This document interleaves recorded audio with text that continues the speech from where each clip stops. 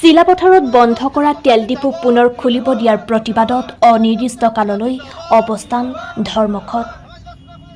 চিলাপথাৰত সোণোৱাল কছাৰী ছাত্ৰ সন্থা আৰু চুতীয়া ছাত্ৰ সন্থাৰ ধেমাজি জিলা সমিতিৰ যৌথ উদ্যোগত অনিৰ্দিষ্টকালীন অৱস্থান ধৰ্মঘট পালন। জানিব দিয়া মতে বহুদিনৰ পৰাই চিলাপথাৰ বামগাঁৱৰ নাইৰা তেল ডিপুত অবৈধভাৱে তেল কিনা বেচা চলি আছিল। সেয়ে স্থানীয় কেইবাটাও জনগোষ্ঠীয় জাতীয় সংগঠনে জিলা প্ৰশাসনক তথ্য সহকাৰী অভিযোগ দিছিল। সেই অভিযোগৰ ভিত্তিত যোৱা 25 এপ্ৰিলত ধেমাজি জিলা অসামৰিক যোগান বিভাগে ডিপটো চিল কৰি দিছিল। কিন্তু সোমবাৰৰ পৰা নাইৰা তেল ডিপটো পুনৰ মুকলি কৰিব দিয়াক লৈ তীব্ৰ অসন্তুষ্টি ব্যক্ত কৰি প্ৰতিবাদ বহিছে সংগঠনকেইটাই।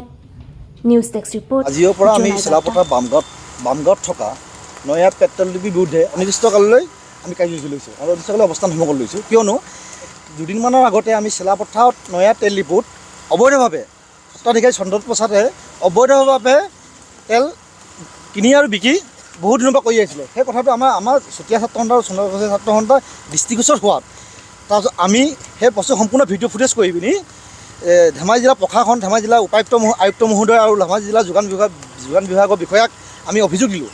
অভিযোগ দিয়াৰ লগে লগে তেখেতক আমি ভিডিঅ' ফুটেজত অভিযোগ দিছোঁ। তেখেতলোকে আহি পিনি চিলাপথাৰ নয়া তেল ডিপোত তদন্ত কৰি সম্পূৰ্ণ নীতি বহিৰ্ভূতভাৱে তেখেতলোকক মানে কাম কাজবিলাক চলাই আছিলে। সেইবিলাক যেতিয়া তেলবিলাক অবৈধভাৱে বিক্ৰী থকা তেখেতলোকে দেখা পোৱাৰ লগে লগে তেখেতে সম্পূৰ্ণ সেইদিনাখন ঠিক আছিলে 25 তাৰিখ আছিলে, যোৱা 25 তাৰিখ আছিলে। 25 তাৰিখে তেখেতলোকক ডিপোত চিল কৰি থৈ গৈছিলে। চিল কৰি থৈ যোৱাৰ পাছত কোনো কাৰণ নোহোৱাকৈ যোৱাকালি তেখেতলোকে তেল ডিপোটো খুলিবলৈ দি দিছে। তদন্তকাৰী বিষয়া আছিলে সেই টাইমত অজয় আগৰৱাল, যোগান বিভাগৰ অজয় আগৰৱাল আছিলে। অজয় আগৰৱালত তদন্ত কৰি পিনি কোনো আমাক একো আমাৰ জাননী নিদিয়াকৈ একো নজনোৱাকৈ তেখেতলোকে কিবা এটা হয়তো কমিশ্যনৰ অংকত তেখেতলোকে চিলাপথাৰ নয়া তেল ডিপোটো খুলিব দিলে। সেইকাৰণে আমি চিলাপথাৰ নয়া তেল ডিপোটো অনিৰ্দিষ্টকাললৈ বন্ধ কৰিবৰ কাৰণে আৰু তদন্তকাৰী বিষয়া অজয় আগৰৱালক অতি শীঘ্ৰে নিলম্বন কৰিবৰ কাৰণে আজিৰ পৰা চুতীয়া ছাত্ৰ সন্থা আৰু সোণোৱাল কছাৰী ছাত্ৰ সন্থা আমি অনিৰ্দিষ্টকাললৈ অৱস্থান ধৰ্মঘট লৈছোঁ। যেতিয়ালৈকে দুৰ্নীতি বিষয়া অজয় আগৰৱালক নিলম্বন নকৰে আৰু যেতিয়ালৈকে চিলাপথাৰত থকা বামগাঁৱৰ নয়া তেল ডিপোটো বন্ধ নকৰে তেতিয়ালৈকে আমি চুতীয়া ছাত্ৰ সন্থা সোণোৱাল কছাৰী ছাত্ৰ সন্থা অৱস্থান ধৰ্মঘট আমি অব্যাহত ৰাখিম আৰু পাছলৈ বিভিন্ন ধৰণে প্ৰতিবাদ কাৰ্যসূচী ল'বলৈ বাধ্য হ'ম। প্ৰথম কথা হৈছে চিলাপথাৰ বামগাঁওস্থিত যি নাইৰা ডিপোৰ স্বত্বাধিকাৰী চন্দন প্ৰসাদ, এই ব্যক্তিজনে কেৱল মাত্ৰ তেলৰ লগতেই জড়িত নাথাকি চিলাপথাৰৰ আশে পাশে যিমানখিনি অঞ্চলত তেখেতে মানে কাম চামো কৰি আছে, এই গোটেই কামসমূহো তেখেতে আচলতে দুৰ্নীতিৰে লুটুপুটি হৈ আছে। আৰু তাৰ সমান্তৰালভাৱে তেখেতে যি চিলাপথাৰ স্থিত বামগাঁৱত এটি তেল ডিপো আচলতে স্থাপন কৰিছিল, সেইটো হৈছে নাইৰা তেল ডিপো। আৰু এই নাইৰা তেল ডিপোতে তেখেতে নীতি বহিৰ্ভূতভাৱে ক'ৰবাৰ পৰা মানে ধৰি লওক চিণ্ডিকেট ৰাজ কৰি আচলতে তেখেতে তেল ক্ৰয় কৰি আৰু অবৈধভাৱে আচলতে গ্ৰাহকসমূহক বিক্ৰী কৰি আছে। এই তেল বিক্ৰী কৰা বা তেলৰ লগত চিণ্ডিকেটৰ সৈতে জড়িত থকা চন্দ্ৰ প্ৰসাদ নামৰ ব্যক্তিজনৰ বিৰুদ্ধে বা তেখেতে আচলতে যিসমূহ এটা পেট্ৰল পাম্পত ৰাইজৰ জনসাধাৰণৰ সুৰক্ষা দিশটোৰ প্ৰতি আচলতে লক্ষ্য ৰাখি আচলতে যি ধৰণে নিৰাপত্তাৰ দিশটোৰ প্ৰতি আচলতে লক্ষ্য ৰাখি আচলতে তেলৰ এই যিটো ব্যৱসায় কৰিব লাগিছিল নীতি বহিৰ্ভূতভাৱে কৰাত আমি ক্ষুব্ধ হৈ সদৌ অসম সোণোৱাল কছাৰী ছাত্ৰ সন্থাৰ লগতে ধেমাজি জিলা চুতীয়া ছাত্ৰ সন্থাই আমি ধেমাজি জিলাৰ যি আচলতে যোগানকাৰী বিষয়া আছিল তেখেতসকলক আমি অৱগত কৰিছিলোঁ আৰু সমান্তৰালভাৱে ধেমাজি জিলাৰ প্ৰশাসনক বিষয়াসকলক আমি অৱগত কৰিছিলোঁ যে ইয়াতে নীতি বহিৰ্ভূতভাৱে অবৈধভাৱে আচলতে যি তেল ক্ৰয় কৰি আচলতে গ্ৰাহকক লুঠৰ আচলতে বিক্ৰী কৰি আছে। এই বিক্ৰীৰ ওপৰত এই ব্যক্তিজন চন্দন প্ৰসাদ নামৰ ব্যক্তিজনৰ ওপৰত বিহিত ব্যৱস্থা গ্ৰহণ কৰিব লাগে আৰু সেই অনুপাতে আমি এখন স্মাৰকপত্ৰ প্ৰদান কৰিছিলোঁ।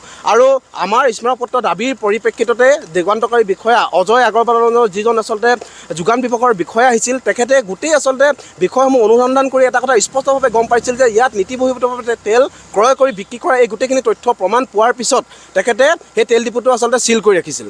কিন্তু যোৱা 25 তাৰিখে চিল কৰি দিয়া তেল ডিপোটো ইয়াত সম্পূৰ্ণ ইলিগেলি হোৱাৰ বুলি তেখেতসকলে অৱগত হোৱাৰ পিছত যোৱাকালি পুনৰ আচলতে সেই তেল ডিপুটো আচলতে কি কাৰণত আচলতে কি যুক্তিত আচলতে তেখেতসকলে পুনৰ খুলিবলৈ অনুমতি প্ৰদান কৰিলে এই কথাত আমি আচৰিত হৈছোঁ আৰু ক্ষোভ প্ৰকাশ কৰিছোঁ। লগতে যিহেতু ইলিগেলৰ লগত জড়িত হৈ চন্দন প্ৰসাদে এনেকুৱা ধৰণৰ ব্যৱসায়ত অনিয়ম নুঠৰে কাম কাজ কৰি আছে, গতিকে কি মেনেজমেণ্টৰ জৰিয়তে প্ৰশাসনক আচলতে অজয় আগৰ নামৰ ব্যক্তিজনক আচলতে কিমান টকাৰে আচলতে আমি এটা কথা স্পষ্টভাৱে ক'ব বিচাৰোঁ, কিমান টকাৰে আচলতে তেখেতে ক্ৰয় কৰি তেখেতৰ পেট্ৰল ডিপুটো পুনৰ আচলতে আকৌ কাৰ্যকৰী কৰিব বিচাৰিছে। গতিকে আমি সদৌ অসম সোণোৱাল কছাৰী ছাত্ৰ সন্থাৰ লগতে চুতীয়া ছাত্ৰ সন্থা ধেমাজি জিলা সমিতিয়ে এটা কথা অতি স্পষ্টভাৱে ক'ব বিচাৰোঁ, জনাব বিচাৰোঁ যে যেতিয়ালৈকে এই চন্দন প্ৰসাদ নামৰ ব্যক্তিজনৰ নাইৰা চিলাপথাৰস্থিত নাইৰা তেল ডিপু আচলতে বন্ধ জিলা প্ৰশাসনে নকৰিব অনিৰ্দিষ্ট কাললৈকে, তেতিয়ালৈকে কিন্তু আমি সদৌ অসম সোণোৱাল কছাৰী ছাত্ৰ সন্থা আৰু ধেমাজি জিলা চুতীয়া ছাত্ৰ সন্থাই আমি অৱধাৰিতভাৱে অনিৰ্দিষ্ট কাললৈকে আমি এই অৱস্থান ধৰ্মৰ কাৰ্যসূচী পালন কৰিম। আৰু ধেমাজি জিলা প্ৰশাসনক আমি এটা অনুৰোধ কৰিছোঁ, এই অজয় আগৰৱাল নামৰ যিজন ব্যক্তি,